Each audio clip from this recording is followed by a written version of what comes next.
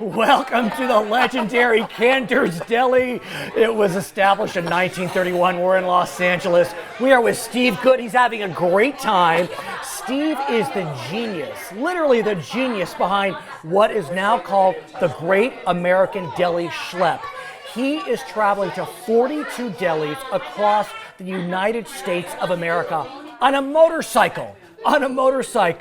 This is his 33rd stop here in Los Angeles.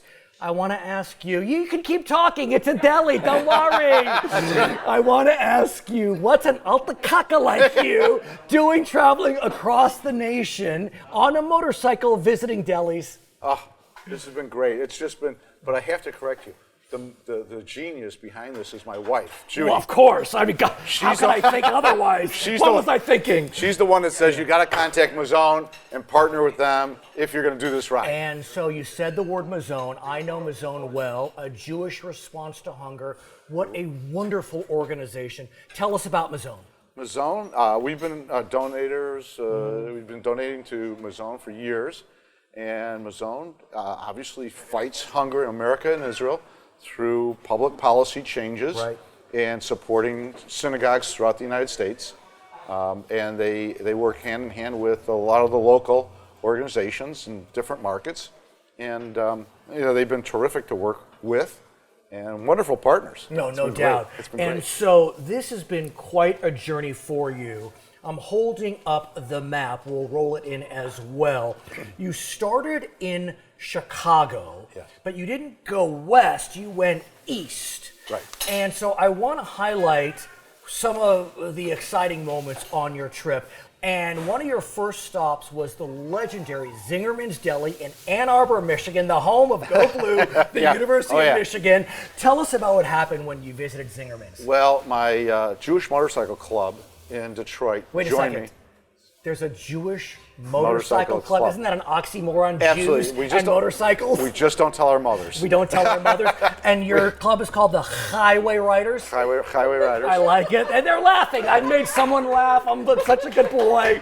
The Highway Riders. Okay, so you get to Zingerman's, the Highway Riders. Okay, and we ride in, and we met the owner, who was there, Ari. And it turns out he looks just like Jeff Goldblum. I mean, really? He really does. He looks like Jeff Goldblum. And so we're schmoozing and having lunch, and having a great time. And turns out that he grew up about 2 or 3 miles from me on the south side of Chicago, and knew a lot of the same Jewish people. Jewish geography. And that's what I'm doing at every deli. And what's pretty remarkable is that as you're marching across the nation, you're meeting pretty special people you never would have met. I want to talk to you about your trip to Philadelphia, where you visited Herschel's, a legendary deli. What a moving story. I want to hear about what you learned when you visited Herschel's. Well, when I went to Herschel's, I was talking to one of the partners. There's 2 partners.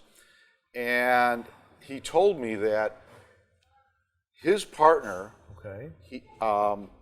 father, grew up in Poland as a young boy. Of course.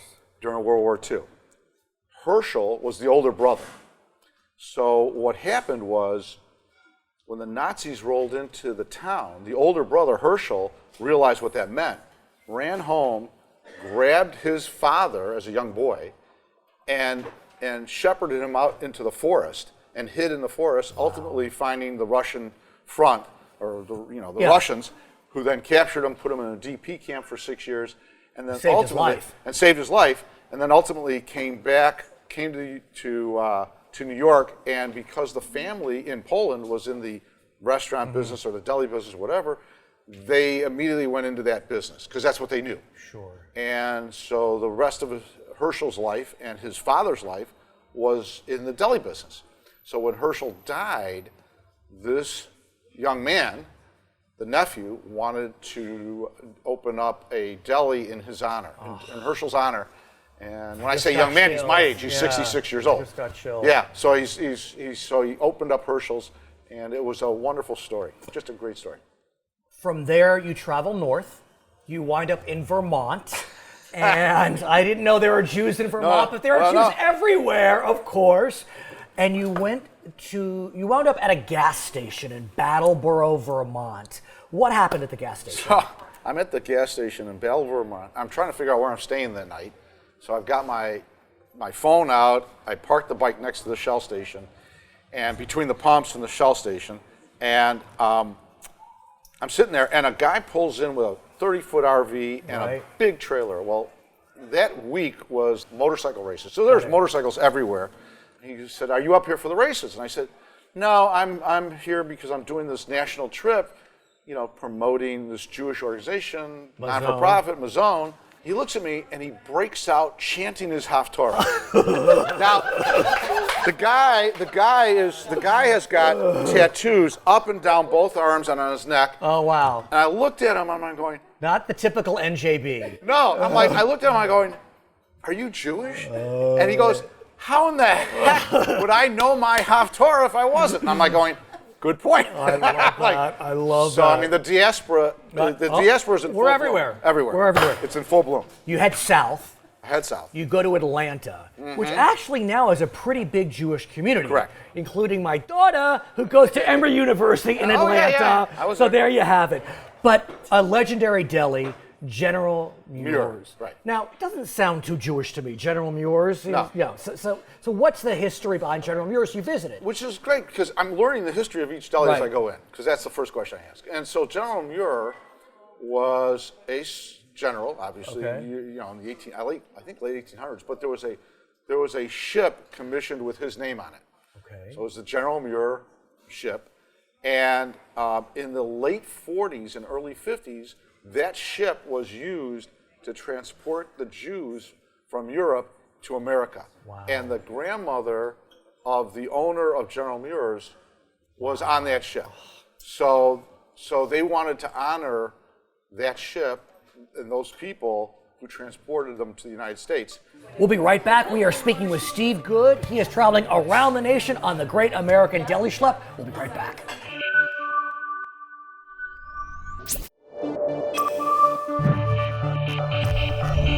We're back and we're speaking with Steve Good. He is traveling around the nation on his Great American Deli Schlep. Now, if there's one state that you would think is the land of no Jews, it's Oklahoma. But I was wrong. There are plenty of Jews in Oklahoma. I actually know a family of Jews from Oklahoma, the Lebos, by the way. Hello, Lebos. You went to Tulsa. Yeah. What happened in Tulsa? So I go to Tulsa. I pull in, and it's at the 17th Street Deli, is what I think they call it. Okay. And it's actually in a synagogue. Oh. And the rabbi, I think his name is Dan Kamen, met me there. I think it was on a Sunday, and he opened it up special because, and then he told me his story. Which is? His story is there were no delis in Tulsa, so he decided that they're going to start one in the synagogue. Nice. And they cook their own pastrami, their own corned beef, they bake their own breads, and once a month, all of the congregants come together for dinner. And not only do they come together for dinner, but they also lend a hand cooking the breads and the pastrami and everything else. Speaking of pastrami, I gotta have a bite. Yeah. I mean, Cantor's no doubt has amongst the best pastrami in Los Angeles. As I'm biting, Yes. You've been to 33 delis. You're gonna be at 42. You gotta have some favorites, no? You know what? That's an interesting question, but I will say that I'm not rating the delis because that's not the purpose of the trip. I'm just Smart. I'm being politically sensitive. Smart. But I have not had pastrami and corned beef at every deli. I've mixed it up, and quite frankly, the food's been great. I mean, I've tasted the pastrami, I've tasted the corned beef, but I haven't had one of these at every deli. Look, the reality is, 2 Jews, 3 opinions. It wouldn't matter what you said. Well, yeah. Because we all have, Well, that's that. As soon as I told people what delis I was going to, everybody started yelling at me, going, why did why you don't go you here? Why You don't you should go have there? gone there. How could you miss this one? Now, you were inspired to develop the Great American Deli Schlep through an article you read in Nosher. Tell us about that article and what happened from there. So And I'm going to eat while you're talking. go right ahead. A friend of mine who's a member of my club, the Highway Riders, sent me the article via email, and he said, this should be your next trip.